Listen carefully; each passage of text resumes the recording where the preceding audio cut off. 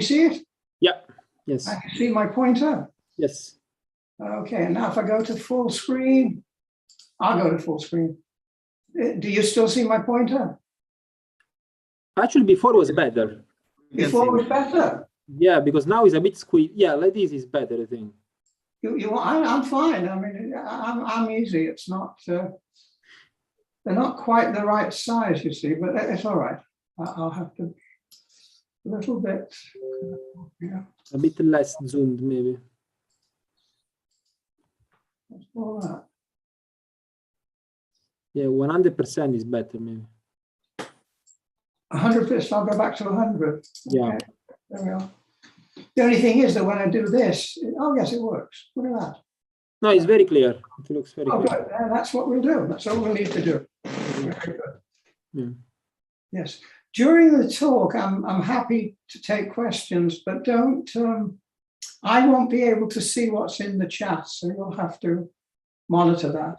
Well, we will tell you. Don't worry. That's fine. I mean, I won't say I couldn't see what was in the chat. It's hard to do and do everything else at the same time. A better way to say it. Good. Now, I don't know if I've mentioned to everybody, but I just retired. Oh, okay. Yes. Congratulations. Well, I suppose so. Well, I've been teaching at UConn at the University of Connecticut for 43 years. Wow. I think I know every course that we give. You did all of them. I think I give all of them, yes. And even astrophysics. So but I've only retired from teaching. I'm doing full-time research and enjoying it. That's cool. Do you have a lot of teaching, Luca? No, actually no. Here is a fellowship position. So no teaching. Alex, okay, anyway. No, I was saying that here is just a fellowship position and teaching is not required. Oh, okay. Very good. Well, that's how I started. That's how I started. You'll do your best research in that at that time. Yeah, indeed. It really is. Even though you're completely focused on trying to get a full-time position, you still do the best research at that point. Because once you get a full-time position, you have a lot of issues that you have to deal with that you have A, no desire to do, and you have B, you have no training for. Yeah, that's true. I mean, the hardest thing is dealing with students that are only taking courses under protest. You see, most universities require students take some science at some point. So, yeah. Here we are. Do you still have some like PhD student or something like that? I have two people who have been working with me that are. I mean, I will continue with them until they finish the PhD. I can't drop them in the middle. Yes, and yes, I do have students still working. Just the two. Yes, we already published a paper. We're in good shape. No.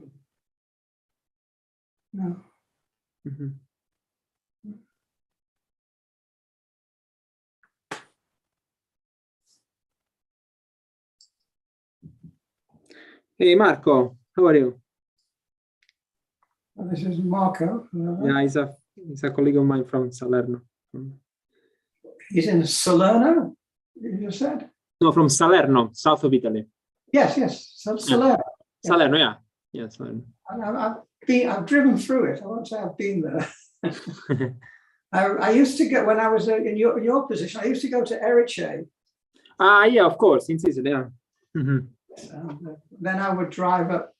And one year I went to Erice, and then I went to Largo di Como for the whatever it was.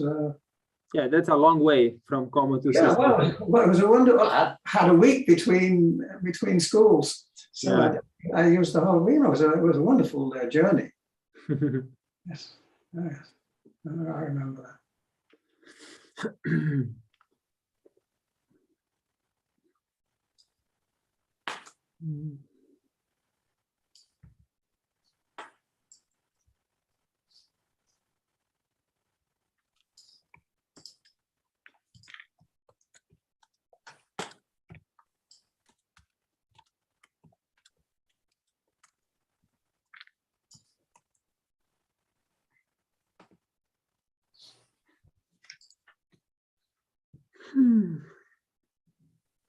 Are you planning any travel for the end of this year? Am I doing what? I'm sorry? Are you planning any trip for the end of the year? No, not really. Not yet. I'm still being cautious about COVID. I mean, that's one of the reasons this series is continuing.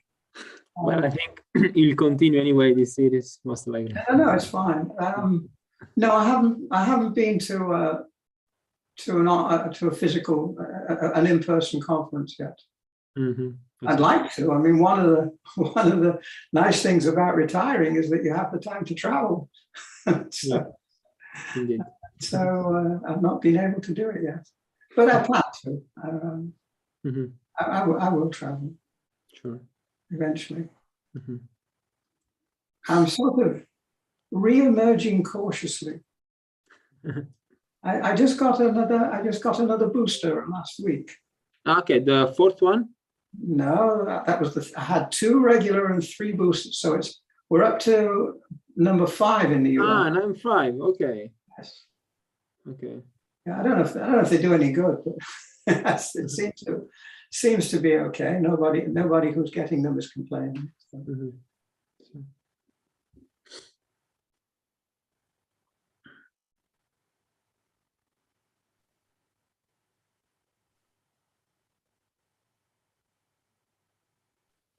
Yeah, also in Italy now they're starting with the 4th. With the 4th round. Okay. Yeah, with 4th round. Yeah.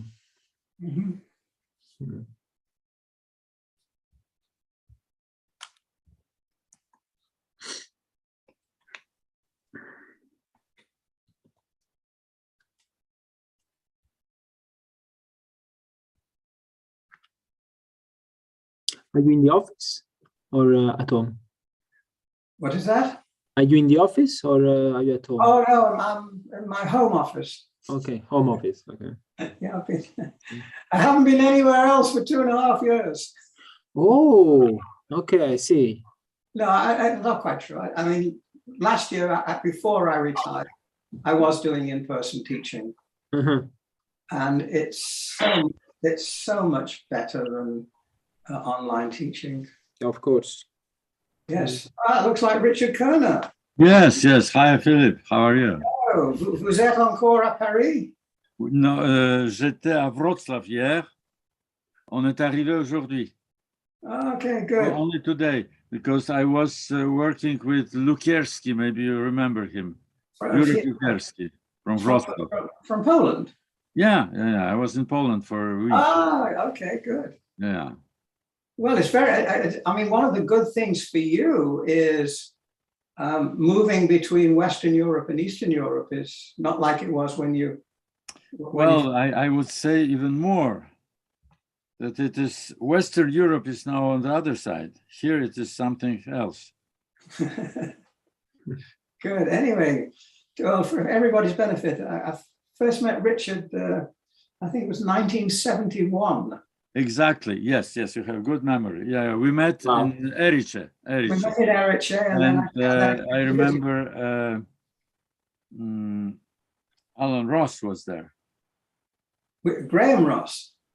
No. Alan. Alan Ross? No, Douglas. Oh, I'm sorry. Oh, Douglas Ross, yes. No, Alan is his second name. Douglas Alan. Oh, yes. A. Ross, yeah.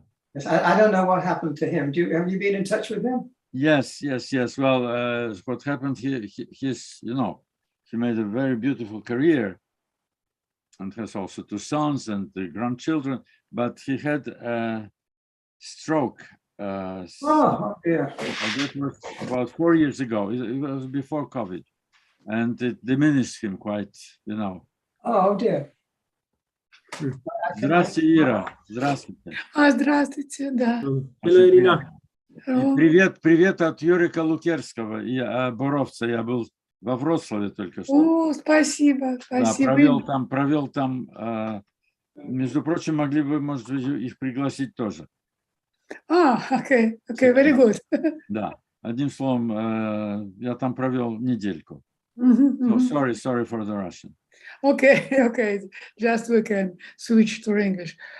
I don't understand. Does it mean that we use today some other address for our meeting? I don't understand. Yeah, so Alex created a new Zoom meeting, a new Zoom link. But in my institute, I send to all my colleagues the old address. So what does it mean? It means that we have to switch to the new address. Okay, Yeah. okay, okay, Hmm. okay. I don't get any information. I'm much less sophisticated than you are. I just clicked on whatever Alexei sent us.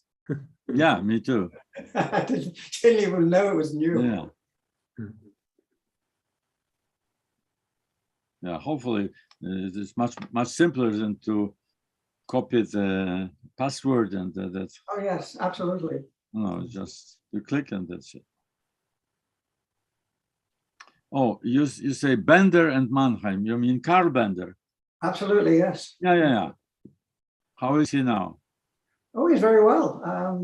Spoke with him just a few months ago. He's a little bit, maybe a little bit elder. No, we're the same. I mean, we're both old. We're all. I mean, I'm 79, and I think he's 79. And you can't be much different. No, I'm 79, but I will be 80 next year. Okay, well, no, I think we are too. I mean, I know Carl and I are almost contemporary. Yeah. He did his PhD in the 1960s, and so did I. And I think you did as well, obviously. Yeah. No, we're in constant contact. I met him. I remember I was impressed because he worked on non-Hermitian. Yeah, that's what I'm going to talk about. Very good. Yes. Yeah, it's. Well, I mean, he'd been doing that, and it turned out when I collaborated with him, we discovered that that's how gravity works as well. That I haven't. No. There was not. No. There was nothing about gravity. But I listened to his seminars. It was 20 years ago, I suppose, or 15 years. Oh no! 20 years ago we hadn't started collaborating. Yeah. Well, this is But much. the idea was really interesting. That he said that of course we know that a Hermitian operator has its all eigenvalues real. Yes. But it doesn't mean that non-Hermitian operators do not exist, which can also have real values. That's correct. That's correct. So that was that's what he was exploring. Well, you'll see in a few moments, but what Carl and I eventually finished up was that there is a necessary condition for real eigenvalues. Yeah. Hermiticity is sufficient. The necessary is the Hamiltonian has to have an antilinear symmetry. Yeah, I see. And that it wasn't. I mean, Carl showed that if a Hamiltonian was PT symmetric, then the eigenvalues could still be real. What he and I then showed was that it was actually necessary. Yeah. Yes. Anyway. Okay. It's about time. Hello, everybody. Maybe we can start today our seminar. We have a pleasure to have a talk by Philip Mannheim. He will tell us about quantum conformal gravity. Please, Philip. Yes. Okay, everyone, hello, and thank you for this kind invitation. I'm going to describe some work I've been doing on constructing a quantum theory of gravity, and this one is going to be based on using conformal symmetry. Now, what are the issues we need to deal with? There are three main problems we have: dark matter, dark energy, and quantum gravity. If you take Einstein gravity and you continue it beyond its solar system origins, you go to galaxies and clusters of galaxies, you get the dark matter problem. You go to cosmology, you get the dark energy and another dark matter problem. You go to strong gravity, you get the singularity problem. You quantize the theory, you get the renormalization problem. So maybe we've got the wrong extrapolation of solar system wisdom. If so, could we solve all three problems at once? I.e., if a common cause, then possibly a common solution. So let's see.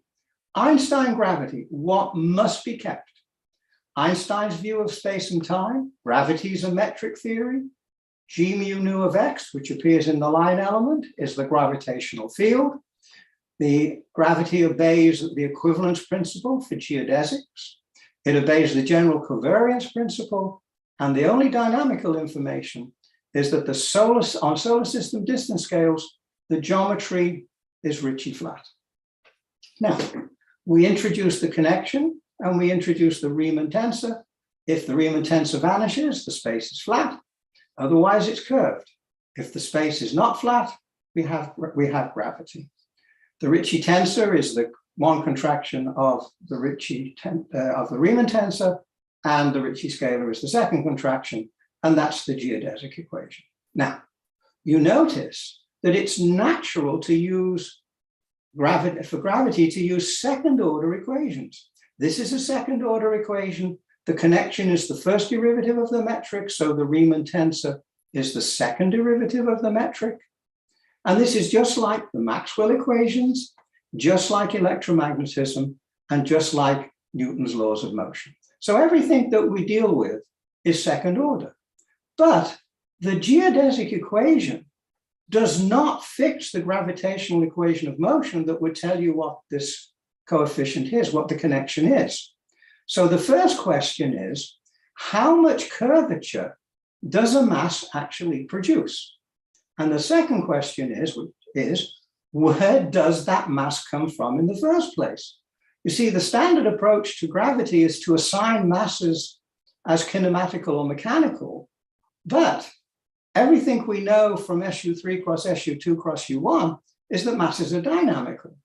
So there seems to be a mismatch, and that's the mismatch I'll talk about today. Now, Einstein gravity, what could be changed? None of the above uniquely force us to the Einstein equations. All we can say from the above, everything here, covariance principle, equivalence principle, is that the gravitational action has to be a general coordinate scalar. For the solar system, all we need is that the geometry be Ricci flat on solar system distance scales. We don't need it to be Ricci flat otherwise. In fact, as early as 1922, Eddington pointed out that the vanishing of a derivative of the Ricci tensor permits the vanishing of the Ricci tensor itself.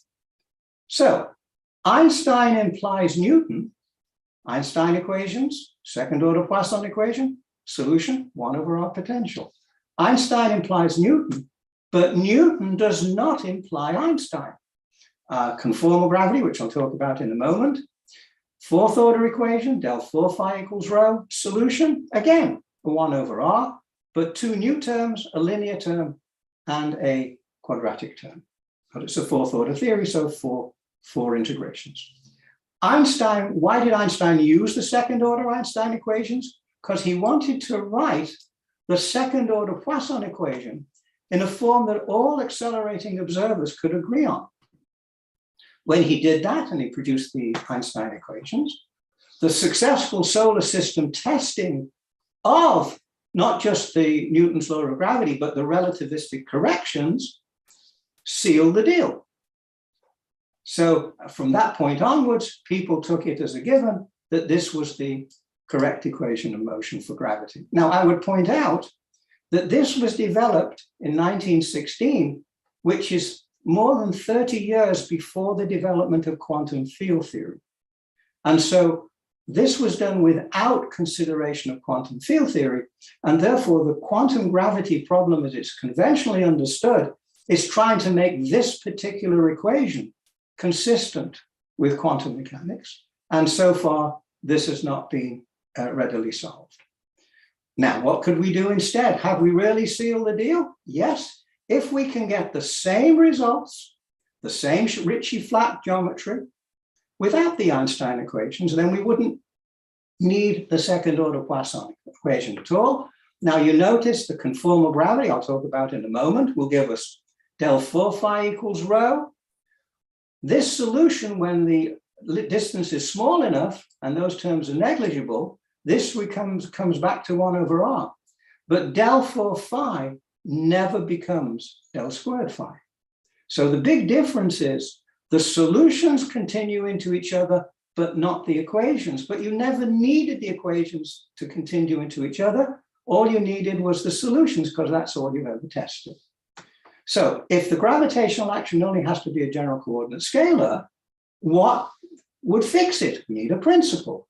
2 principles have been suggested. One is supersymmetry, and the other is conformal symmetry. Conformal symmetry leads us to this del 4 phi equals rho. It gives large distance departures from Newton, and I've shown with James O'Brien that this successfully leads to fitting to galactic rotation curves without any dark matter at all. If the conformal symmetry is exact, there is no cosmological constant at the level of the Lagrangian, then the conformal symmetry has to be broken spontaneously, and that means that the cosmological constant will then be induced but will be under control. Quantum conformal gravity is renormalizable, just power counting, but it's also ghost-free, and this has been a big issue for high derivative theories in general, and we'll see how to get around that. Supersymmetry. Let's have a look at the case for supersymmetry. In flat space, you can cancel logarithmic divergences in scalar fermion theories. An interplay between bosons and fermions can cancel the perturbative quadratic divergence that an elementary Higgs scalar field would possess, a hierarchy problem. Fermionic supersymmetry generators permit one to evade the Coleman-Mandula theorem that forbids the combining of space-time and bosonic internal symmetry generators in a common Lie algebra. Flat space. With the inclusion of supersymmetry, one can potentially achieve a unification of the coupling constants of 3 × 2 × 1 at a grand unified energy scale. In curved space, the presence of gravity and interplay between bosons and fermions can cancel the vacuum energy density, with exact supersymmetry entailing a 0 cosmological constant. Cancellation of perturbative infinities can also be found in supergravity, the local version of supersymmetry. One can construct a consistent candidate theory of quantum of gravity, string theory, which permits a possible unification of all the fundamental forces and a metrication, namely a geometrization of them. Finally, with supersymmetry, one has a prime candidate for dark matter. Now, that's the inventory. It's a very impressive inventory. What are the difficulties? Superpartners of ordinary particles can't be degenerate with the ordinary particles because we would have seen them already. That means that once the symmetry is broken between ordinary and superparticles, you've got this log divergence question, but what's happening then is that the vacuum energy density quadratic divergence and logarithmic divergences are not cancelled. The quartic divergence is still cancelled because it was mass independent to begin with. So you lose a lot of these good cancellation effects. So far, supersymmetry has not been detected at the Large Hadron Collider at masses below 1 TeV. Not been seen in B0 S goes to mu plus mu minus. This is a very good process to see any physics beyond the standard model. In fact, the fact that this seems to agree with the standard model to, I think, 1 part in 10 to the 12 leaves very little room for any physics beyond the standard model. The huge omega lambda equals 10 to the 60 contribution that you get from superpartners in the TeV region gives a huge vacuum energy density. That again hasn't been solved. Non-detection of superparticles challenges the supersymmetry solution to the hierarchy problem over here. Since no superparticle in the region around 125 GeV where the Higgs boson is found, no superpartner has yet been found. So those are the difficulties. So now let's try and see what conformal symmetry can do. What is conformal symmetry? Uniform conformal stretching preserves angles. Conformal symmetry is the full symmetry of the light cone. It's a natural symmetry for physics. It's the full symmetry of particle physics if all mass scales are dynamical. And thus it is a symmetry of the massless quark and massless gluon sector. We're actually using it. It forbids an elementary Higgs field with its non-scale invariant minus mu squared phi squared term. Thus, the Higgs boson has to be a dynamical bound state. And if it is, there's no hierarchy problem. The hierarchy problem is only if the Higgs field is elementary, and this term is forbidden if conformal invariance is correct. It's a symmetry that prevents the presence of any cosmological constant term at the level of the Lagrangian. Complex conformal transformations include PT and CPT symmetry, something I will return to shortly. If you have 10 constant Poincare parameters, epsilon mu and lambda mu nu, and 5 constant conformal parameters, lambda and c mu nu, the 15 together, 10 plus 5, conformal generators transform x mu and x squared according to this transformation. Now, the interesting thing is that the 10 Lorentz invariants preserve x squared, whether it's positive, negative, or 0, but only if x squared is 0 will the extra 5 conserve x squared equals 0. And so the light cone has 15 invariances, whereas time-like separations only have 10. 15 generators act on the coordinates according to this these generators, and they form the 15 parameter group, SO42, which is the conformal group.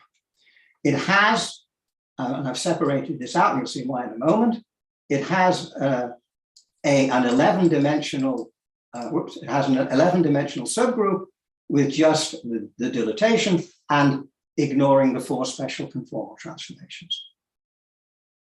Also has a spinor representation. You can take the 15 Dirac gamma matrices, gamma 5, gamma mu, gamma 5, and the commutator of gamma mu, and they also close on the SO4 algebra according to mu nu, C and P, and D. So the group SU22, which is the group of the 15 Dirac matrices, is the covering group of SO42, and the 4-dimensional spinor is its fundamental representation. Now, this is very important because under Lorentz alone, 4-component Dirac spinors are reducible under the Lorentz group. They reduce to irreducible left-handed and right-handed Weyl spinors, viz. The Dirac spinor behaves as d1/2 0 plus d0 1/2. The conformal generators, these extra C's and D's, connect the left and right-handed spinors and make the 4-component spinor irreducible. However, this has to be true for all spinors, no matter what their internal quantum numbers. So in a conformal invariant theory, neutrinos would have to have 4 components too, with right-handed neutrinos being needed to accompany the observed left-handed ones, and the weak interaction would have to be left-right symmetric, and there would have to be 5 right-handed W bosons, as well as the 3 left-handed ones that we've already met. Now, what happens if we make the symmetry local, just like electromagnetism?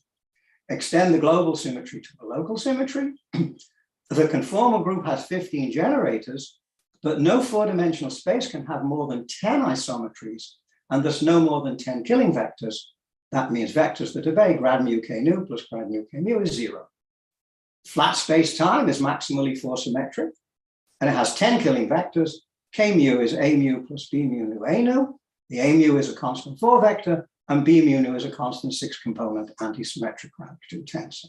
So that's the standard killing structure of flat space.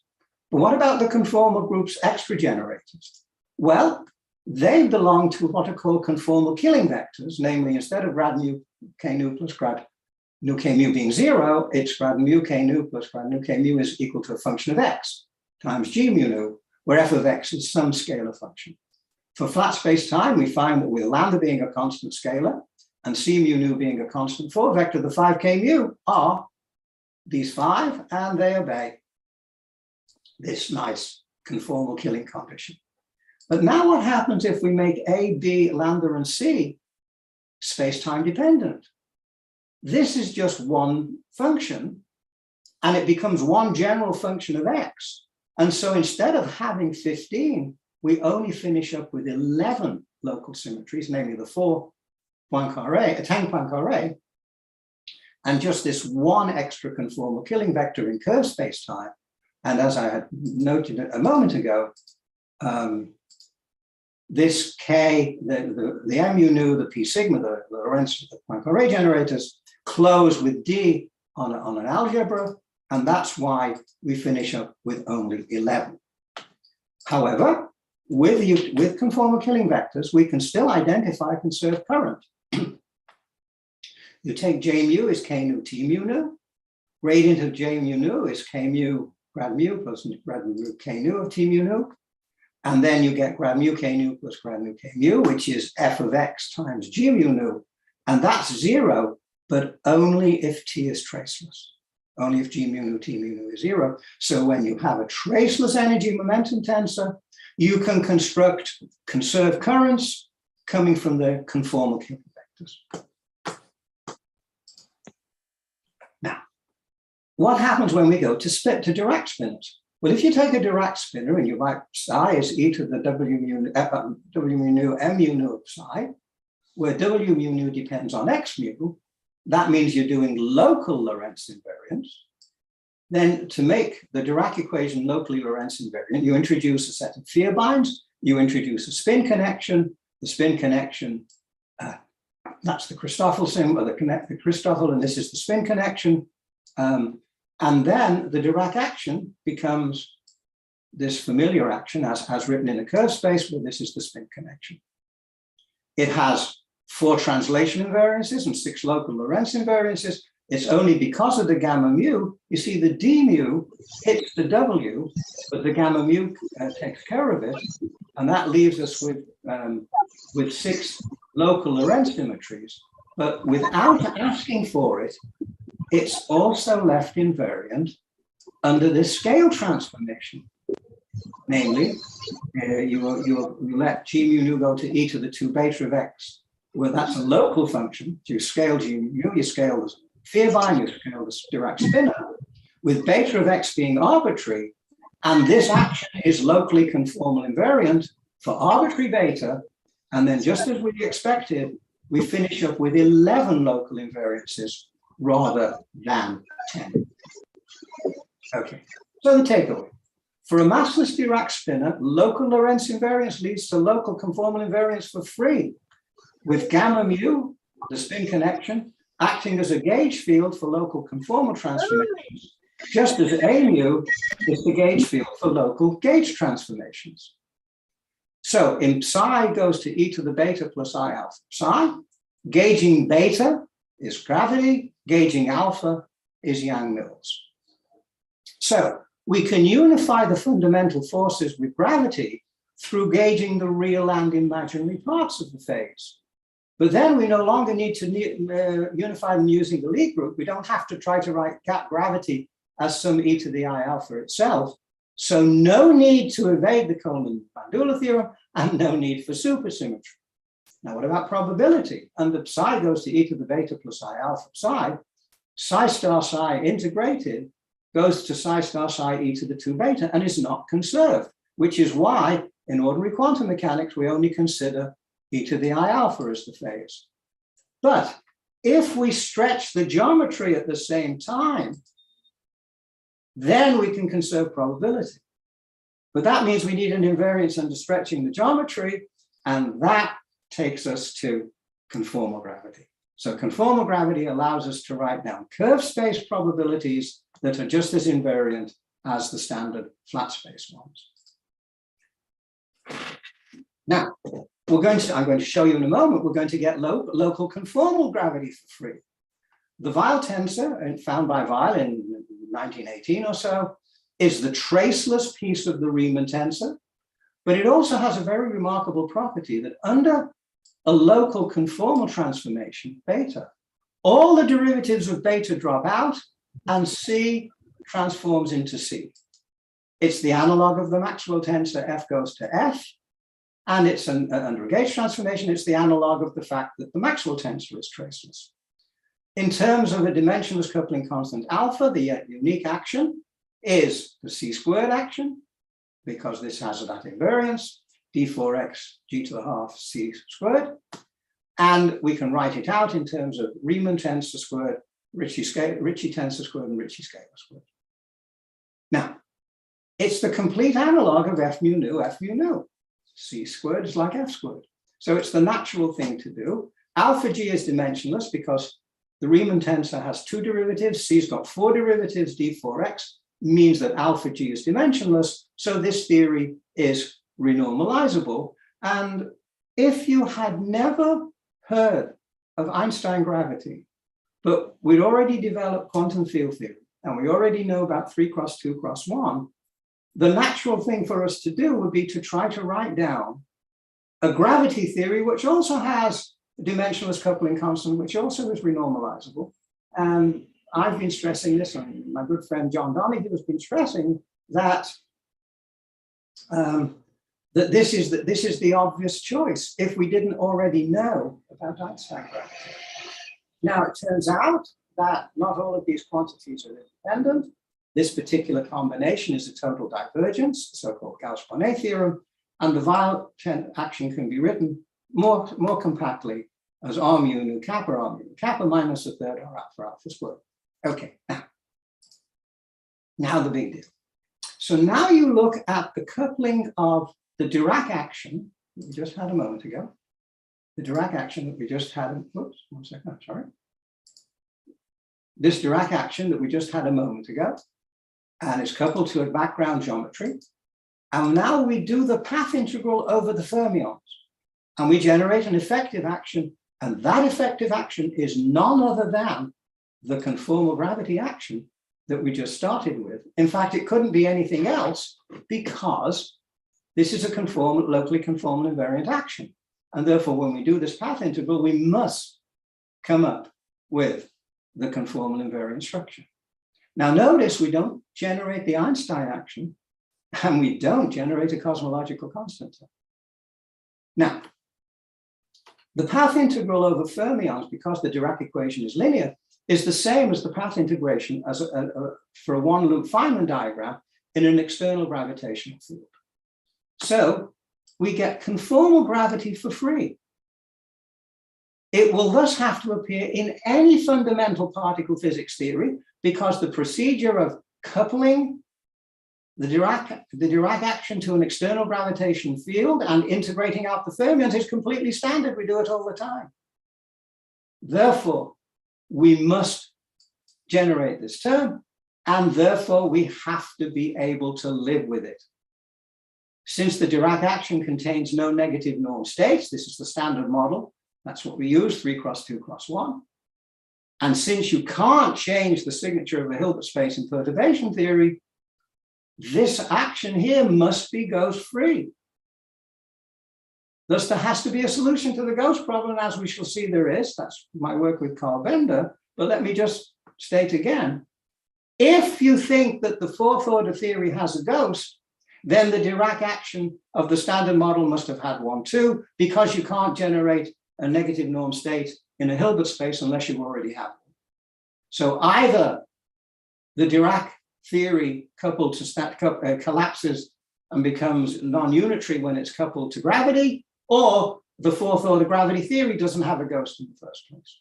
Doesn't have a ghost. And that's what I should show, that our solution is a very surprising one. Not that we get rid of the ghost, but we show that it was not there in the first place, and that it was the reasoning that made you think there was a ghost that was the mistake. The conformal gravity equations of motion, here they are. They're a little bit complicated to write down, but you can see straight away that if the Ricci tensor vanishes, then this W mu nu, which replaces the Einstein tensor, also vanishes in the absence of matter. Therefore, R mu nu equals 0 is an exact solution. And so we get the Schwarz geometric of Einstein without needing the Einstein equations. And therefore, G Newton has to be induced dynamically by the spontaneous breakdown, just like we've already accepted for G Fermi. But it turns out that there's more to the theory. When you solve the theory, there are other solutions in which the Ricci tensor does not vanish. That gives us this expression for the metric. And James O'Brien and I have shown that we can fit no less than 138 galaxies with universal parameters here, and no dark matter, and 276, namely 2 times 138, fewer free parameters than in dark matter calculations. Okay, now let's go to the Gauss problem, because Philip, can I ask a question? oh, absolutely, yes. Yeah, so how to distinguish conformal gravity from MOND? MOND also fits a lot of galactic rotation curves. Well, MOND is not a covariant theory. Yeah, that I agree, but observationally, okay, how to okay. see the nature of conformal gravity? Okay, let me try to say this. Yeah. MOND is a modification of Newton's law of motion. Yeah. And therefore it brings about a modification of gravity. But it's non-relativistic. Yeah. What I'm doing is I'm generalizing the Schwarzschild solution. Mm-hmm. And therefore there will be other things that we'll get to in a moment, like the accelerating universe data, where I have a completely well-defined covariant theory, but also you'll see, and this is what's going to come up next, I have a completely well-defined quantum theory. Yes, this is all interesting. My question is from the observational point of view, because observational people, they don't really care about which theory, but they want to see the signature. So how to really see it is signature of conformal gravity? Observational is what is the prediction? I'm going to give you a prediction in a moment, which is going to be the accelerating universe data. Okay. I'll get to that. Now, okay, thank you. Let's do the theory first. Now, the Gauss problem. Fourth order derivative equations of motion are generally thought to possess Gauss states. You can linearize around flat. You work in this particular gauge, where K is the traceless piece of the fluctuation. So this is a transverse traceless gauge. The first order fluctuation is box 4, K mu nu. The second order fluctuation is this term. You can write a fourth order propagator. It's the Fourier transform of this is 1 over K to the 4. And you can write it as the limit m squared goes to 0, 1 over m squared times these two quantities. And you see immediately that you get a relative minus sign. If you define the propagator to be t phi of x phi of 0, and you put in a complete set of intermediate states, you would have to have a minus sign in order to generate this minus sign. So what appears to happen is you've improved the short distance behavior of the 1 over k squared of Einstein gravity by getting a 1 over k to the 4 propagator.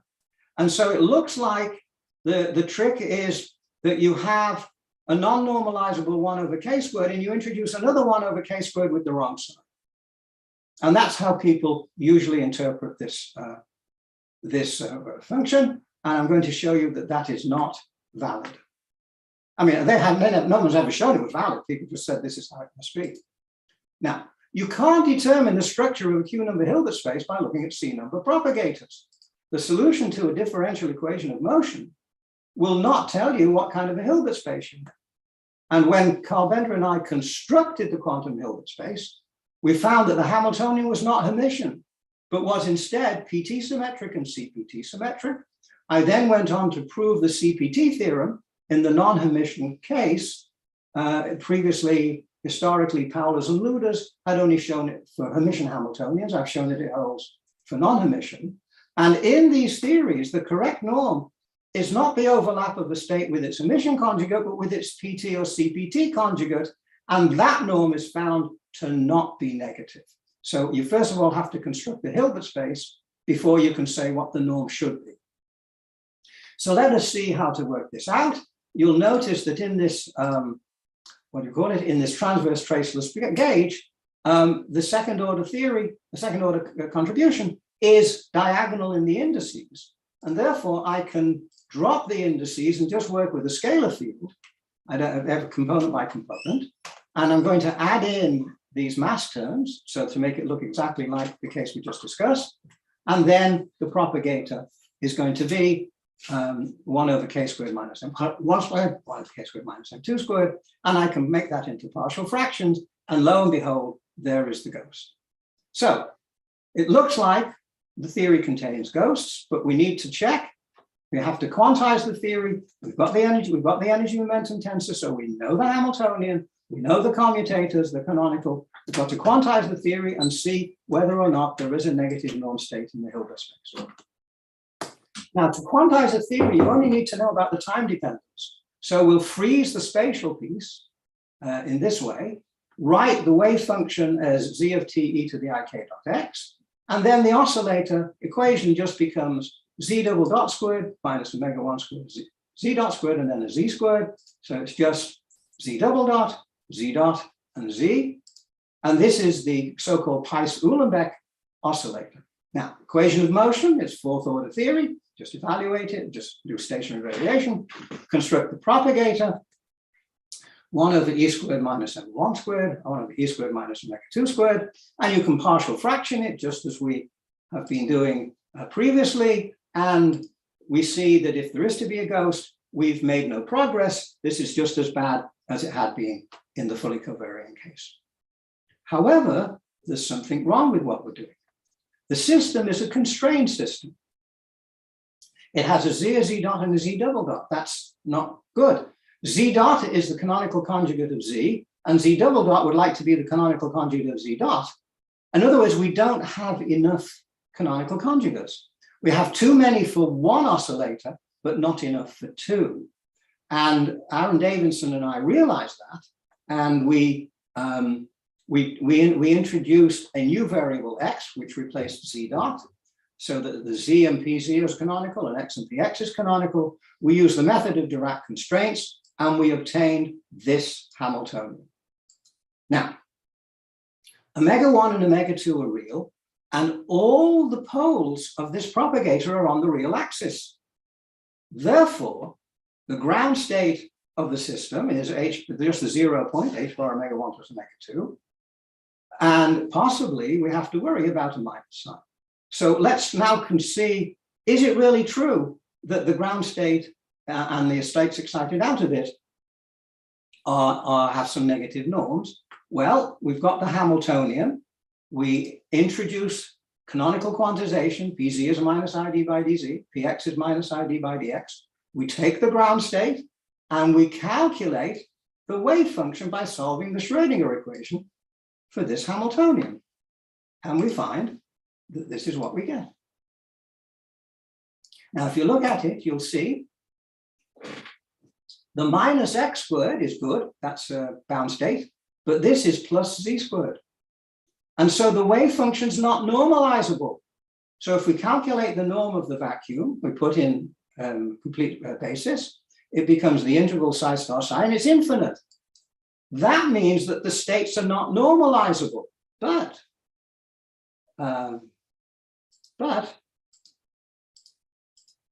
when we use this relationship, the standard completeness relation, that presupposes that the states are normalizable. And therefore, this condition cannot hold. And this argument that the completeness relation has the relative minus sign is not valid. That doesn't tell you what is valid. For the moment, this is only telling us what's not valid. Now, if psi is not normalizable, pz is not self-adjoint. We can't throw away surface terms in an integration by parts. But we know that the momentum is self-adjoint, at least we always thought it was, but that's when it acts on its own eigenstates. It's not self-adjoint when it's acting on the eigenstates of the Hamiltonian. And that's the secret of these PT theories, well, which this is one, as you'll see in a moment. So we built a Hamiltonian out of operators, all of which are self-adjoint when they act on their own eigenstates, but that doesn't mean that therefore they're self-adjoint when they act on the eigenstates of the Hamiltonian. This is not something we meet in ordinary quantum mechanics, and we don't meet it because that does not occur when the Hamiltonian is Hermitian. Now, the eigenstates of H would be normalizable if we were to replace Z by IZ. Let's just take a look here. If I make this into minus Z squared, then everybody's normalizable. But if I replace Z by IZ, then PZ and Z operators are not Hermitian. They must have been anti-Hermitian. Namely, the replaced ones are Hermitian. So we have to continue the theory into the complex plane.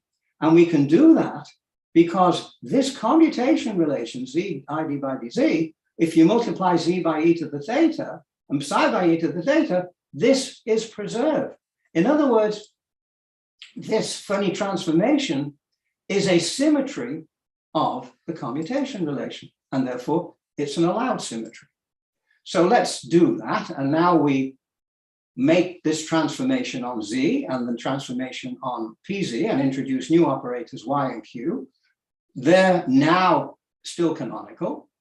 But what happens to the Hamiltonian? What happens to the Hamiltonian is because of this one funny term here, this pzx, what happens is we pick up the term minus iqx because we transform the z operator, but not the x operator. And now this Hamiltonian is manifestly not Hermitian.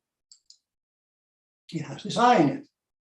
But under a similarity transformation, you can't change the eigenvalues. Therefore, this is a Hamiltonian which is not Hermitian, and all of its eigenvalues are real.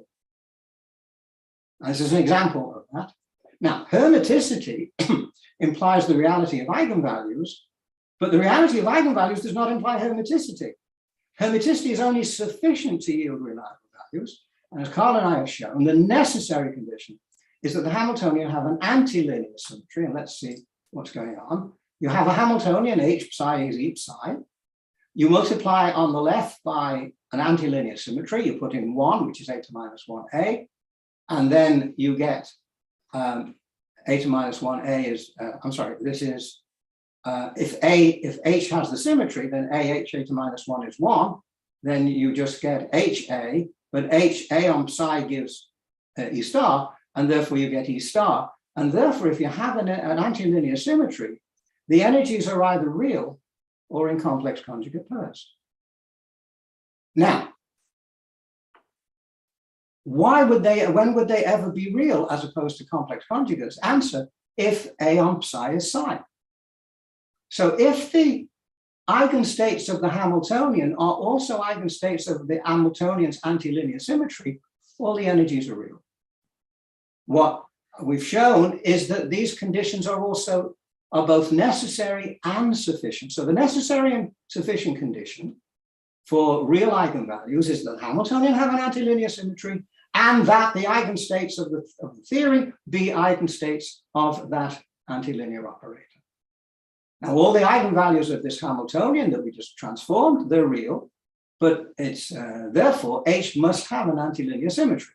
And we found that it was what's called PT, though it's actually CPT, because we were working in non-relativistic quantum mechanics, and therefore, and their C is preserved because you're below the threshold for particle-antiparticle creation.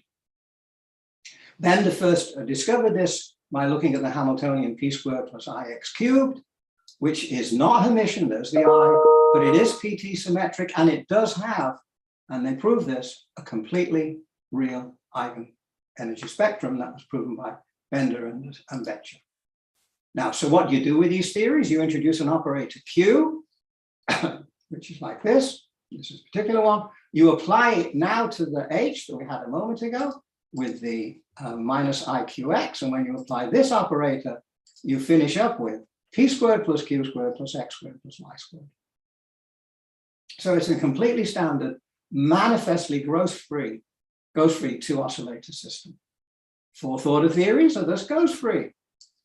In addition, we note that e to the minus q h e to the q is equal to h dagger, which means that h and h dagger are similarity equivalent, and that means that the eigenvalues of h are indeed real. The Hamiltonian can be diagonalized by a similarity transformation, but it's not a unitary transformation because there's no I here. So the original Hamiltonian is thus a Hermitian Hamiltonian as written in a skew basis, and we've just transformed it to the orthogonal one. The eigenstates of H and H dagger are not unitarily equivalent because this is not a unitary transformation, and thus the norm is not the Dirac norm.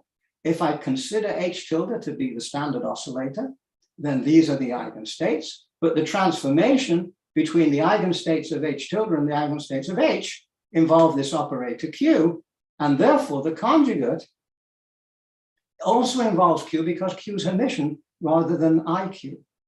So the energy eigenstate is n e to the minus q. It's not the Dirac conjugate. It's the it's the PT transformation of the ket. So the states are normalized. This is standard normalization in the diagonal basis, and that means that in the original basis, the completeness relation has this e to the minus q. And that means there's no minus sign, and it also means that here's the normalization, and the overlap between the ket, this is the ket, and then this is the bra. It's a delta function with no minus sign. So that means that the system has positive norm. And what happened to the propagator? The propagator, you can't say that this is the propagator. You presupposed it before you ever studied the theory. You've got to have the overlap between the right vacuum and the left vacuum. And the left vacuum is not the Hermitian conjugate of the right vacuum. It's the PT symmetry transformation. And now this quantity will explicitly have, when you put in that complete set of states that I showed you a moment ago, with this e to the minus q, when you put it in, this is no longer a modular squared. And therefore, it can generate a minus sign. So it's the change in the Hilbert space that produces the minus sign in the propagator, and not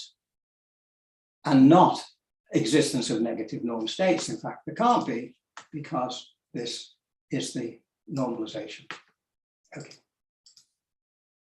Now, let's go to pure fourth order. I said a moment ago that we had 1 over k to the 4, which this limited m squared goes to 0 of this partial fraction. That was the propagator.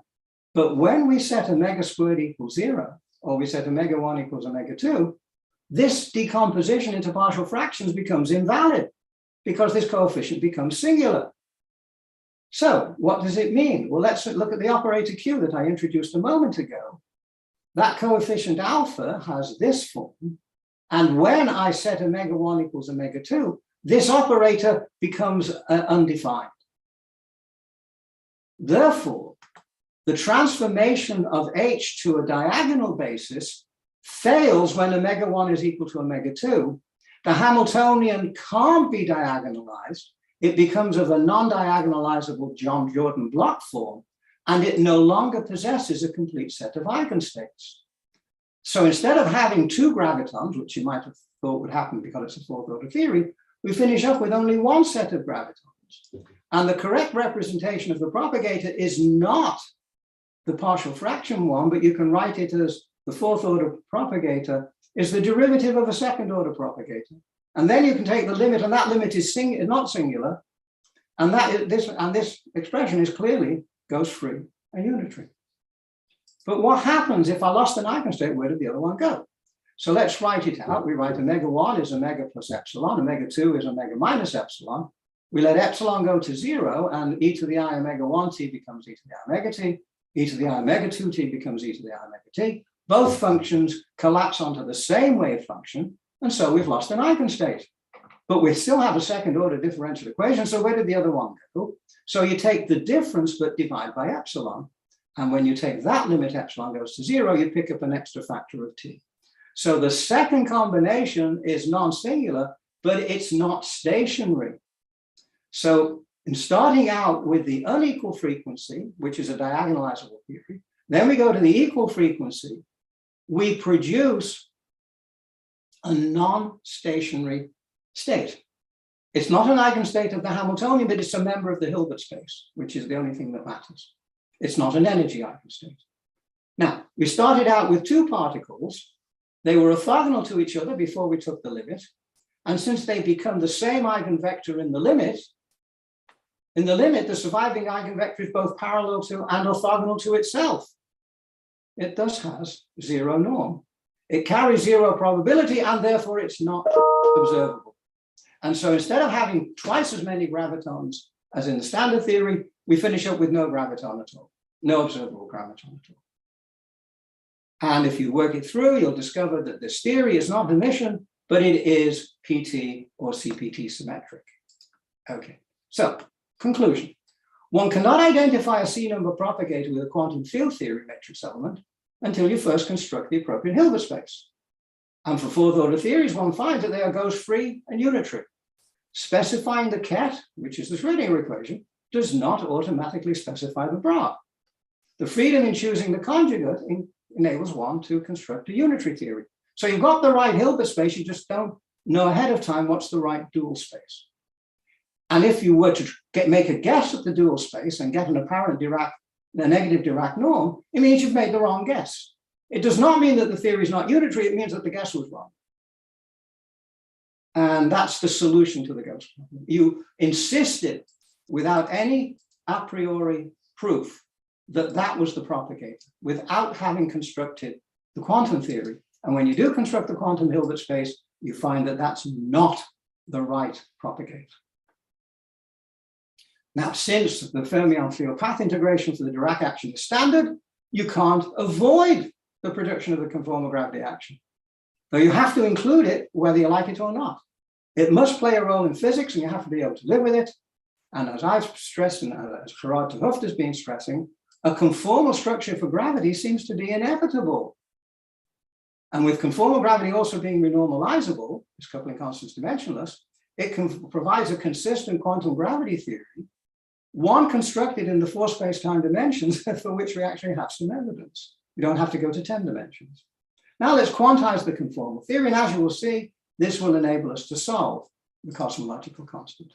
Now, I don't want to go through this in great detail, but what I will say is I've got this box equation, and I'm in the transverse traceless gauge, and if I take this equation and I solve it, the fourth order box operator, then I get one set of modes, which are just the regular plane waves, and a second set of modes, which is n dot x times plane waves.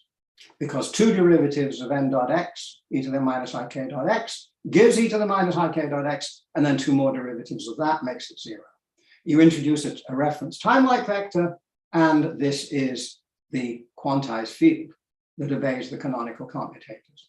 There are the polarization vectors, and then there's an A and a hat for the e to the ikx, and a bi and a bi hat for the n dot x e to the ik dot x, and they close on this commutation algebra. That's the canonical quantization of this theory. Now, you notice that the commutator of an A with an A hat is 0. That's why I didn't call it A dagger, because it's not the Hermitian conjugate, it's the CPT conjugate. But these things being 0 is just exactly what you'd expect, because we have 0 norm states, which is what I showed you a moment ago. So these being 0 is perfectly understandable. What about the wave function renormalization? Let's see what that is. Now we go and look at the second order term. So if we go to the second order term, we calculate the vacuum energy density. It's this integral. And that, of course, is the 0 point energy of the gravity field, because we quantized it the same way as everybody else. And that's infinite. Now, if we set zk equals 1, then this is infinite, and that would mean that this quantity is infinite. But we can't, because we just solved the equation W mu nu equals 0. So it can't be the case that the first order term, it can't be the case that the first order term vanishes and the second order term doesn't. And therefore, the only solution would have to be, we have to set z equals 1. And that means that gravity could not be quantized at all. So what went wrong? Now, when you quantize any field other than gravity, the wave equation of the field and the energy momentum tensor of that field are distinct. In solutions to the wave equation, T mu matter is not required to vanish. And indeed it can't, because it contains the products of fields at the same space-time point, and thus has a 0 point energy density. For a free massless fermion, for instance, one has the free Dirac equation, the energy momentum tensor, the vacuum matrix element, and it's this quantity, and it's not 0, it's even infinite. Now, that means that when the wave equation for the fermion and the energy density of the fermion are decoupled. And so one could vanish and the other not vanish. But for gravity, the energy density is the wave equation. And therefore it can't, and therefore T mu nu, this quantity here, can't both be 0 and be non-zero. So what can we do? What we can do is we write down the equation of motion in the presence of the source, and then we can get Z is 1, because now this is the matter field 0 point, and that's the gravity 0 point. That's got a plus and that's got a minus, because one's bosonic and the other's fermionic, and they cancel each other, and that gives you Z is 1. Now, how do I get Z is 1? If you notice, I sneaked in a moment ago, I put here an H bar, and the reason I put that H bar was precisely so that the gravity energy density could cancel the H bar that's present in the 0 point of the fermion. Now, so what we've concluded is gravity is not quantized by itself, but it's quantized by its coupling to a quantized matter source. Perturbation expansion should be done as a power series in H bar, not as a power series in the coupling constant. And gravity must be intrinsically quantum mechanical. Now, what is classical gravity? Classical gravity arises as matrix elements of quantum gravity operators in states with an indefinite number of gravitons. And that's exactly what we do in electromagnetism. We have quantum electrodynamics, we take matrix elements, and the matrix elements obey classical electrodynamics. And so we want to do exactly the same thing for gravity. It works for conformal gravity. That prescription does not work for Einstein gravity. Now, suppose the source consists of m massless gauge bosons and n massless two-component fermions, then Z would have to be this expression here, and Z is positive, therefore n has to be greater than m. So let's see whether the number of two-component spinors is greater than the number of gauge bosons. For 3 cross 2 cross 1, m is 12, n is 16, so n is greater than m. For SO10, m is 45, n is 16, so you need 3 generations. In other words, the argument for 3 generations can be made from the consistency of coupling of ordinary matter to conformal gravity. For SO16, m is 120, n is 128, you need 8 generators, and so it goes on. The normalization of the canonical commutators in the matter sector and the matter content in the matter sector thus fixes the normalization in the gravity sector, with gravity sector needing to adjust to whatever its source may be because it gets quantized by what it's coupling to, not by itself. Now, what does this mean for the cosmological constant problem? We look at the Einstein equations. What's their status? 2 sides of an equation are equal. The 2 sides must either both be quantum mechanical or must both be classical. Now, the gravity side is not well defined quantum mechanically, so we take the gravity side to be classical. But what about the matter side? Now, you might say, well, we're only using it for astrophysics, and for astrophysics, gravity drops out, but it doesn't, because we know that the ability of a Pauli degeneracy to stabilize a white dwarf star, it produces a Chandrasekhar mass that depends on H bar explicitly. We know that the CMB, black body radiation density, is exactly depending on H bar. So the two of the major sources that we know of in astrophysics, the white dwarf and the cosmic microwave background, are intrinsically quantum mechanical. They are the source of gravity, and it's clear that gravity knows that its source is quantum mechanical. So if this side is quantum mechanical and that side is classical, the only thing we can do is we have to take matrix elements. And so we require that the Einstein tensor classical be equal to a matrix element of the energy momentum tensor. But I just showed you a moment ago that the energy momentum tensor contains products of fields, and therefore it's infinite. And therefore you have the classical Einstein gravity couples to an infinite matrix element. And that won't work, of course. So what do? We either find a mechanism to cancel infinities on the matter side, or if we can't, which is what everybody does, we just subtract them off and we just keep the finite piece. We call it normal ordering. What it says is that if the Hamiltonian is A dagger A plus a half H bar omega, and not just with the half, we pretend that the half isn't there and just keep the A dagger A plus H bar omega. And that means that when we calculate the Pauli degeneracy of the white dwarf, we only use this one. And when we use the CMB, we only use this one as well. But the whole point of Einstein gravity is that gravity couples to all forms of energy density, not only to energy density differences. And yet, this is the equation where people start. I know of no derivation of this formula in the literature. I know none at all. You start with this equation, and then you try to make sense of this quantity, and you try to you try to cancel. You try to make this quantity a lot smaller than you would expect. It would be of order 10 to the 60 if we have a TeV scale, and somehow you say, I've got to cancel it. But why? But why are you not able to do it? Because when you normal order, you know you've thrown away the information about the zero, about where the zero of energy is. You've thrown away the zero of energy. And you can't solve the problem if you don't know where the zero is. And so the whole, in my opinion, the whole attempt at trying to solve the cosmological constant problem is because you've insisted that this is the correct equation. So if that's not the correct starting point, we have to go back and we have to replace this by something else, which is quantum mechanical. And then we've got quantum mechanical equals quantum mechanical. And that is exactly what I get with conformal gravity. Now, the sum of these two is zero is a stationarity condition. And it says that gravity has to adjust to whatever its source is. Now, the stationarity condition is well defined because we're in a renormalizable theory on both sides. And it's preserved by radiative corrections, and we can break it up into two pieces. Divergent is equal to divergent, and finite is equal to finite.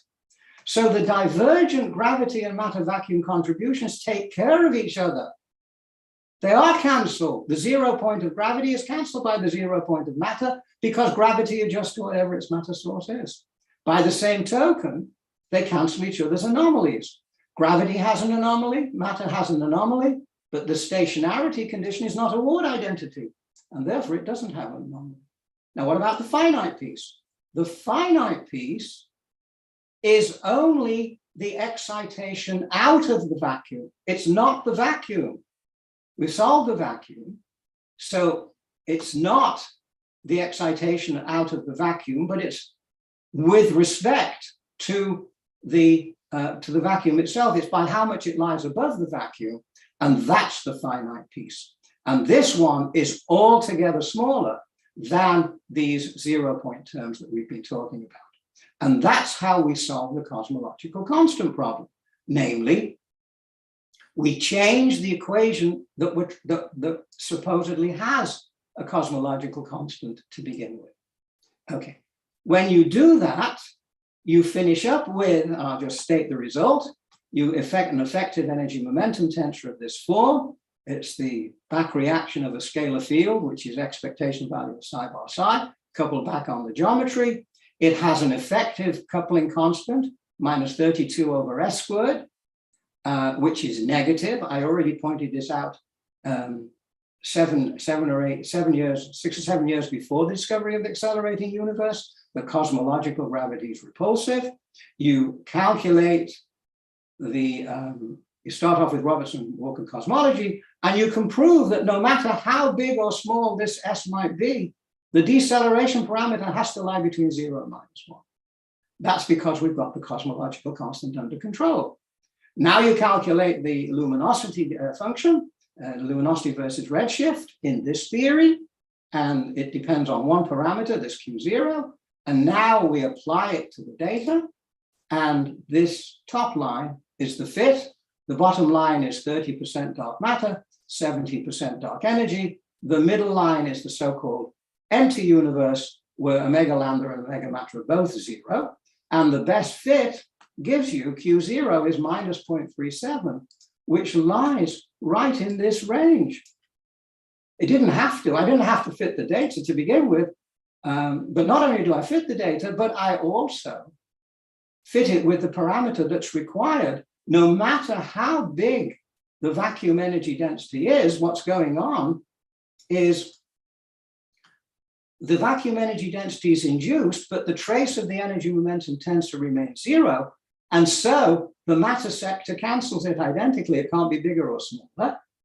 And therefore, I must get a constrained cosmological constant, and I get that number, and that's the data. And if you push out the Hubble plot out to high enough redshift, you'll be able eventually to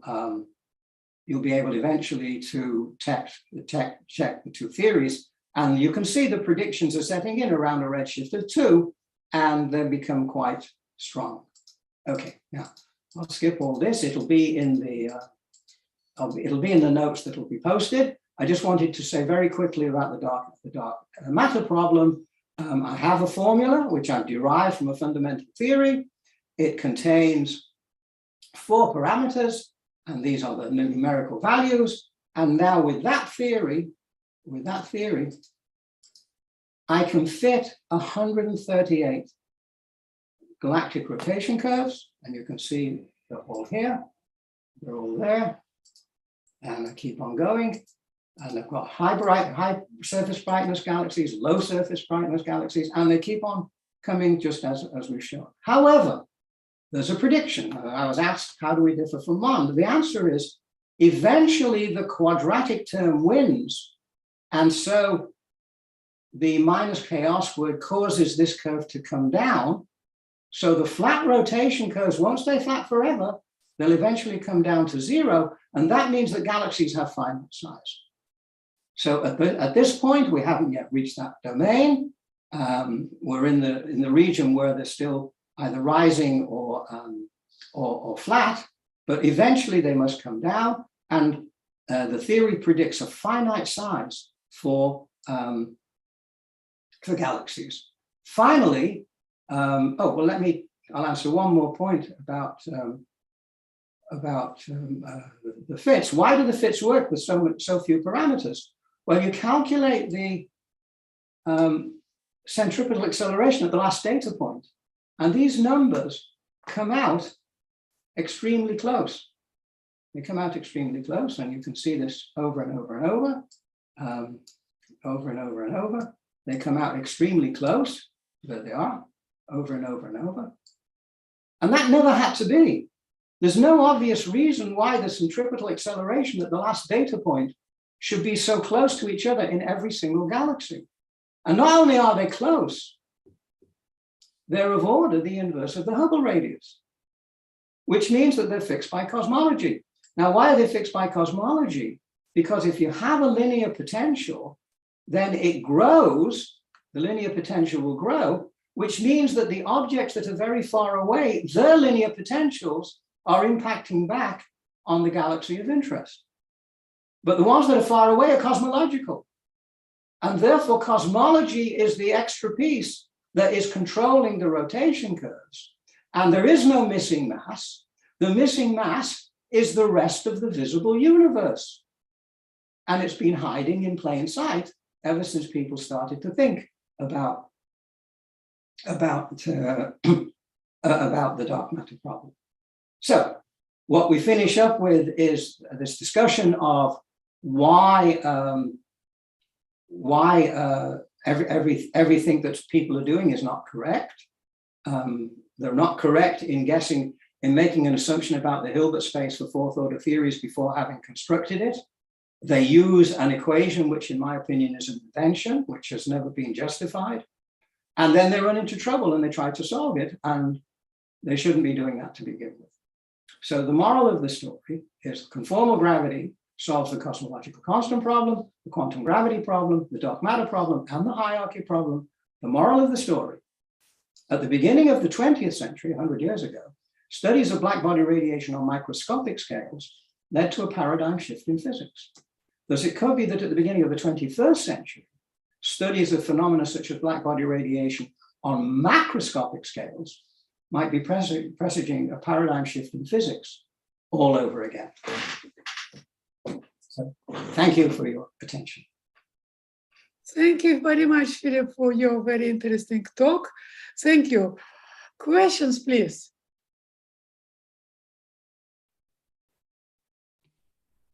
Please raise hands if you want to ask some questions. Yeah, may I ask a question? Please. Yeah, do you have the same black hole physics? The answer is I don't know, but then I don't yet know whether there are black holes in standard theory. Oh. So, I mean, neither do you. I mean, we have a whole set of Hawking-Penrose theorems, which have certain assumptions into them, one of which is the Einstein theory. The second one is the weak energy condition. And I don't know that either of them, I'm saying that the Einstein equations necessarily don't hold. As for the weak energy condition, that's a surmise from how normal matter behaves. And we've seen from the accelerating universe, where we have negative pressure, that sources of gravity are not necessarily obeying the zero energy theorem. So the answer is I don't know. But what you're really asking, and this is something I've puzzled over and I don't know the answer. If you see an event horizon, does there have to be a black hole behind it? Yeah. And the answer is I don't know. And the reason that I don't know is because event horizons didn't begin in gravity. There are in differential geometry something called minimal surfaces. And the event horizon is a Minkowski version of a minimal surface. Yeah. And minimal surfaces exist in geometry without any presupposed dynamics. So it may not be the case that behind an event horizon there necessarily is a black hole. Now, that's my general comment. You're asking me, how does it work in my particular theory? The answer is I don't know. No, okay. Thank you. Sorry. Okay. The next question is from Leslow. Please, Leslow, ask your question. Yeah, I not correct pronounce your name. Okay, sorry for it. Can you hear me? Yes, sure, absolutely. Okay. Hello there. Good morning, Philip. Good to hear and see you. So Okay. I have the following question. Maybe you didn't talk much in your talk. So it's about conformal anomaly. So do you think that the computation of it, which was done like in the 80s for conformal quantum gravity theory interacting with quantum matter, it was wrong? This computation, it's absolutely. Let me finish. This computation generally shows that there is a conformal anomaly when both contributions of quantum gravity and coupled matter are taken into account. So please comment if you can. Yes. Okay, there is no, I'm not disputing that there is a conformal anomaly. What I did say was that in this theory, if I can find the right equation, give me a moment. I said it very quickly. In this theory, there is an anomaly in the gravity piece, and there's an anomaly in the matter piece. But they cancel each other's anomalies because the wave equation itself is a stationarity condition, not a word identity. But how can they possibly do that? And the answer is that the wave function renormalization of the graviton adjusts to whatever its matter source is. It can't be defined in absence. So the standard approach to quantizing gravity canonically is not valid. That's one of the things I've been arguing. But nonetheless, there is a 0-point contribution and there is a conformal anomaly. But there's one on the matter side and there's one on the gravity side. And the reason is when you have the full equation, it's one mode of gravity equals one mode of matter. And the modes can cancel each other before you even do the sum. But if you have this equation, it's one classical mode is an infinite sum of gravity, of quantum modes, and then you can't do the cancellation. But yes, the anomalies are taken care of, but that's by the very essence of the nature of the quantization. You can't hope to solve the anomaly question until you have correctly constructed a consistent quantum gravity theory. And that's what I'm claiming. Yeah, so thanks for your answer. Let me just say that, yes, the computation from the 80s, maybe you want to say that they were not in the correct Hilbert space. Maybe they were not under, but they generally take the contributions like you have in Formula 60, and then the result, so the most right-hand side was not 0. That's I think we can look in the paper, but that's the part from the gravity divergent from the gravity and the divergent from the matter. In this early works, they didn't count.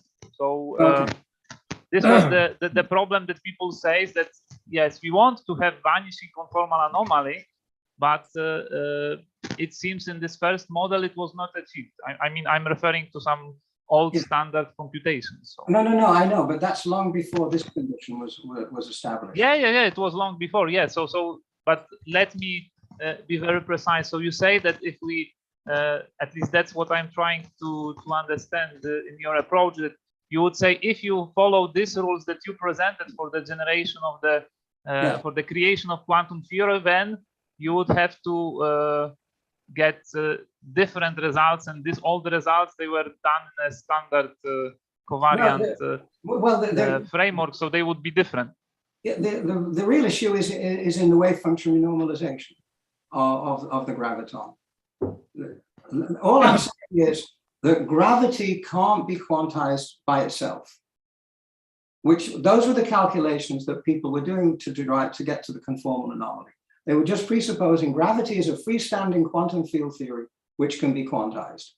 And I'm saying no, gravity can't be quantized. It's quantized by its coupling to the matter sector, and that dictates the structure of the equations of motion and the structure of the anomalies. Okay, but I think it would be very good if you were to take what I've done today and go back and see exactly where the discussion departs from the previous analysis. Yes, so let me ask, yes, here, do you have some computation or idea at hence when, if someone tries, for example, to compute the equation 60 explicitly by doing the one loop computation, where the point would diverge, when we would see that it is 0, like you write in equation 60? Okay, the answer is I haven't done that. But the other thing that you have to be very careful of is you can't address this problem using dimensional regularization, because once you go off 4 dimensions, you lose the Gauss-Bonnet Theorem, and that's actually one of the causes of the anomaly. The way I do it is I do it with Pauli-Villars. And that because they maintain gauge invariance, and I can do it in 4 dimensions directly. So the calculations that I've been describing are Pauli-Villars type calculations. Now I know this is a very old-fashioned way of dealing with regularizing field theories, but the Gauss-Bonnet theorem really forces you to it, because as soon as you move off 4 dimensions, you run into trouble. And if you like, the gravitational conformal anomaly is exactly trying to get back to 4 dimensions and finding that you can't. So the only chance you have of a solution is you have to not leave 4 dimensions in the first place. Okay, very good. Yes, I agree. But I think that you also agree with me that this kind of computation, even at one loop, would be very, very interesting in your theory absolutely, yes. Till the very end, because as you know, I mean, maybe I here can be the advocate of the devil, but a lot of people would, if they do not understand the proper construction in the Hilbert space, they would blame conformal gravity at one loop, because they would say there is a non-vanishing conformal anomaly. And now I see that you have completely different starting point approach to solve it. Yes, but still it has to be substantiated by the computation, because in a standard case, I said people did already at one loop and maybe even higher, but then it seems that in your approach it has not been done to the one loop level. Okay, but it will be very interesting. Yeah, let me show you another issue which is very related. If I can find it. Yes, if I take this propagator and I calculate the one loop correction to the theory I just described, then there are going to be lines, one with a positive and one with a negative, which will give a negative discontinuity across the loop graph. And that would violate unitarity. However, there's a lot of structure in the theory which results in that negative discontinuity being cancelled. And it's not at all true. I mean, so once you start doing loops, even before you go to gravity, just a fourth order scalar field, once you do loops, the whole structure of the Landau-Kutkowski rules, the whole structure of discontinuities has to be modified. And I've published a paper in PhysRevD, which exactly shows how that works.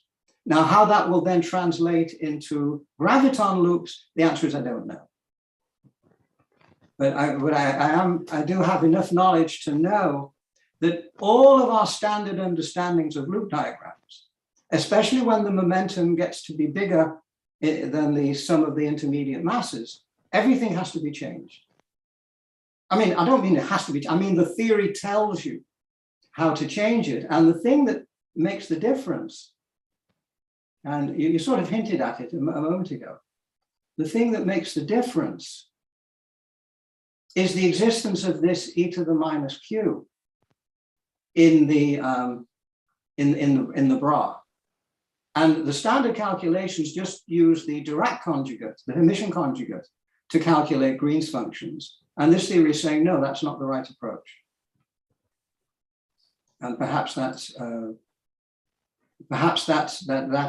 mean, that shows you where things are going to change. How they change exactly, I don't know the answer because I haven't done those calculations. What I'm doing at the moment is I'm working almost entirely on fluctuations in the cosmic microwave background. And my last 4 papers have been on that topic. And what I'm working with my own grad students at the moment is exactly on that. But yes, I agree with you. It would be nice to have everything carried through. Okay, thank you very much. Okay, let's go to the next question. The next question I see from Alexander Bivakoy. Sasha, please ask your question. Hello, Philippe. Thank you for your talk. Oh, pleasure. I have 2 questions. The first one is, do we need to introduce new fields like the Diletton field to produce mass scales dynamically, or like the Higgs vacuum? No, you don't at all. And the reason is the following. The standard Higgs fields that we use all the time, as well as carrying internal quantum numbers, also have a dimension. And therefore, when you take their expectation value, you break the scale symmetry in the vacuum. But in the standard theory, because you've got the minus mu squared phi squared, you've already broken the symmetry in the Lagrangian. And therefore, you don't care about the scale symmetry. But for me to do what I want to do, I would have to I said at the beginning, get rid of the mu squared phi squared. And what I would have to do, and it'll be, it would take me a little bit too long to go through it, but it really works by Nambu-Yono-Lacinio, where you induce an expectation value of psi bar psi in a theory which didn't have it. And if I just I introduce the m psi bar psi in here and take it out over there, then this piece here is called the mean field, and this piece is called the residual interaction. And that's the quantity that I've studied. And I've studied it in a conformal invariant theory. And the interesting thing is, you notice that this is m squared over 2g. That's the cosmological constant. And what it does is it takes care of, we have a quadratic divergence in the vacuum energy. That's the standard. This is the same graph as the Higgs self-energy. But the m squared over g takes care of the quadratic and leaves you with an expression which is only logarithmically divergent. And then if you introduce scale invariance, which again, I don't want to discuss in too much at the moment, that brings the dimension of psi bar psi down from 3 to 2. And that gets rid of all infinities. And then the vacuum energy is, first of all, it's completely finite. And secondly, it is a double well potential. And so the answer is yes, I do have to introduce a scale. It must come from the vacuum. And I have to do it dynamically. I don't introduce fundamental elementary fields, but I generate dynamically the expectation value of psi bar psi. So the minimalist approach I do actually have fewer fields than the standard theory, if you think about it. I only have fermions, gauge bosons, and gravitons. And that's the theory, and that's the one that I must derive everything from. And, you know, I've described what I've done, and I think I have a reference to it here somewhere. Okay. Yes, it's in this big review I wrote in Progress in Particles in Nuclear Physics. Thank you. Okay, maybe we can go to the next question. I see the questions from Igor Ivanovich. Igor, please ask your question. Thank you, Philip, for the nice talk. Oh, thank you. I have the following question or remark. You consider quantum fermions in external gravitational classical field. Yes. Then you integrate out the fermions, you obtain the functional from the classical gravitational field, but is it correct that you interpret it as quantum quantization of gravity? The correct statement is the following. If I have a theory of fermions coupled to a background, to a gravitational field, I have to do two things. I have to integrate out the fermions, but then I have to integrate out the gravitons. That's the full theory, that's the path integral. And so let me find it. You're absolutely correct that what I described for you today was only, we're getting there. Where's it gone? It's the next one. What I described today was just the integral over the fermions in a fixed gravitational field, but I still have to do the integral over the gravitational field because that's the path integral. And the discussion that I gave of the rest of the talk was why the integral over the gravitational field, the quantum gravitational field, is consistent. Do you consider your gravitational action as including the Einstein term? I'm sorry, no, I do not have the Einstein action. Do you consider your effective action for the classical gravity as? Yes, what I'm doing is I just take the, what I do is I take the, let's try to find it, sorry. Nice formula, by the way.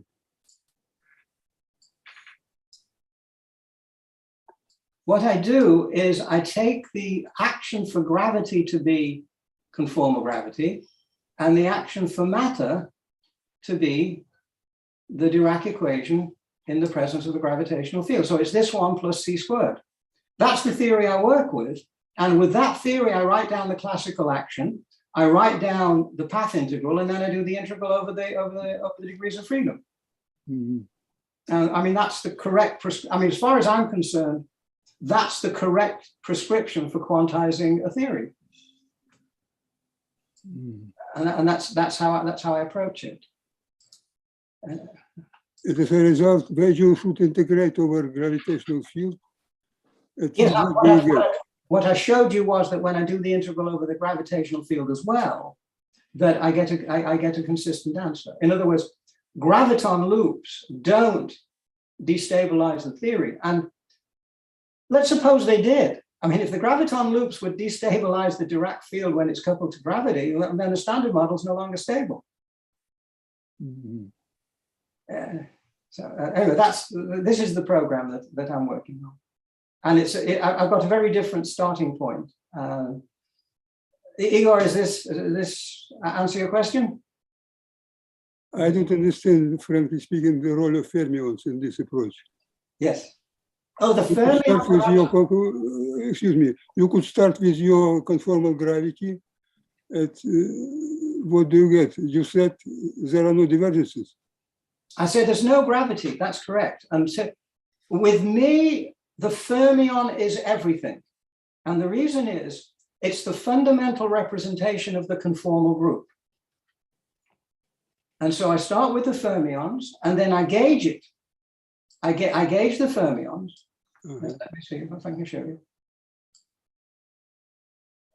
I take the fermion, I make a local scale transformation on it, and then I gauge it. And the gauging gives me conformal gravity, the same way that when I gauge alpha, I get Yang-Mills.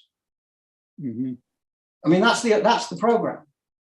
And that's sort of the minimalist program. And the only trouble with it is that when you try to do it for Einstein gravity and you try to do the path integral, it doesn't work. It doesn't make any sense. And that's why people have gone to string theory. Yes. It reminds the Sakharov approach with induced gravity, isn't it? It's a little bit like Sakharov. It's Sakharov with an energy momentum tensor which is traceless. If you study Sakharov and you look at fluctuations of the expectation value of the energy momentum tensor, you get quadratic divergences. Let me see if I get it. You get log divergences and quadratic divergences. If you make the energy momentum tensor traceless, you don't get the quadratic divergence, you only get the log. And that's what I have here, because when I did that path integral, this coefficient was only log divergent. I mean, if you want, the road to making sense of renormalization is not to handle the logs, it's to handle the quadratic divergences. And maybe I can qualify it in a different way. If I just do power counting of the photon propagator, it would come out quadratically divergent. It's d4k over k squared. But there's a gauge invariance which cancels the quadratic and only makes it log divergent.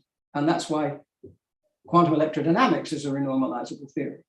Therefore, you look for the same thing to happen in gravity. It does not happen for Einstein exactly because of the Sakharov argument, but it does happen for gravity if the energy momentum tensor is traceless, which means that gravity has a conformal structure. Okay. It's very interesting. Thank you very much. Anyway, good to talk to you again. Okay. I don't see more questions. Raul, do you want to ask more question, or you just forget to about your hand? Yeah, well, I have a short question, if I can ask. Thanks, Philip, for the very nice talk. And you already answered my previous question about the prediction.